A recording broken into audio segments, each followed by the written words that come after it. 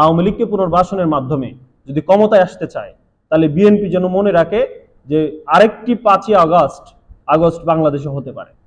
আপনারা দেখবেন যে আমাদের দেশের অনেক রাজনীতিবিদ তারা ভারতের সাথে যে দহরম মহরম সম্পর্ক সেটিকে তারা মেনে নিয়েছে, কিন্তু আমরা বলতে চাই আমাদের রাজনীতিবিদরা যদি ভারতীয় সম্পর্ককে মেনে নেয়, তারপরও আমাদের দেশের তরুণ প্রজন্ম ভারতীয় এই আধিপত্যকে মানবে না।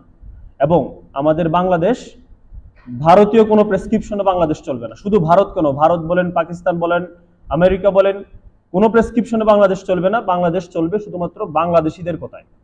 আরেকটা বিষয় আমি অ্যাড করতে চাই, আওয়ামী লীগ আমাদের মহান জুলাই বিপ্লবে প্রায় 2000 মানুষকে তারা রাস্তায় মেরে ফেলেছে। তারা কি এখনো কারো কাছে ক্ষমা চেয়েছে? আওয়ামী লীগ কি কোনোভাবে অনুশোচনা প্রকাশ করেছে? আপনারা দেখছেন দেশ বিরোধী সকল ষড়যন্ত্র আওয়ামী লীগ জড়িত আছে। যেখানে আওয়ামী লীগ নিজেরা ক্ষমা চায় নাই, সেখানে আমাদের রাজনীতিবিদরা মানুষের কাছে গিয়ে, বিদেশে গিয়ে আলগা দরদ, আলগা ফিরিত দেখাচ্ছে, যেটা বাংলাদেশের মানুষ মেনে নিবে না।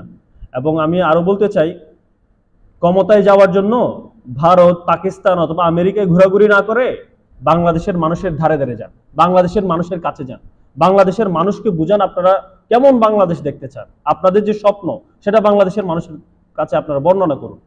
চাঁদাবাজি, টেন্ডারবাজি আজকে সারা দেশে অব্যাহতভাবে যে বিশৃঙ্খলা চলছে, দল হিসেবে আপনারা সেটাকে নিয়ন্ত্রণ করুন। বাংলাদেশের মানুষকে আপনারা বলুন যে আপনারা কেমন বাংলাদেশ আমাদেরকে উপহার দিতে চান। এখন তো আমাদের রাজনীতিবিদরা দিল্লি যাওয়া আসা শুরু করেছে ক্ষমতায় আসার জন্য। আমরা স্পষ্টভাবে বলতে চাই, তাদের এই প্ল্যান অবশ্যই ব্যর্থতায় পর্যবসিত হবে। সর্বশেষ, বাংলাদেশের কল্যাণের জন্য বাংলাদেশপন্থী দল হিসেবে বিএনপির খুবই প্রয়োজন আছে। বাংলাদেশকে সামনে নেতৃত্ব দেওয়ার ক্ষেত্রে বিএনপির খুবই প্রয়োজন আছে।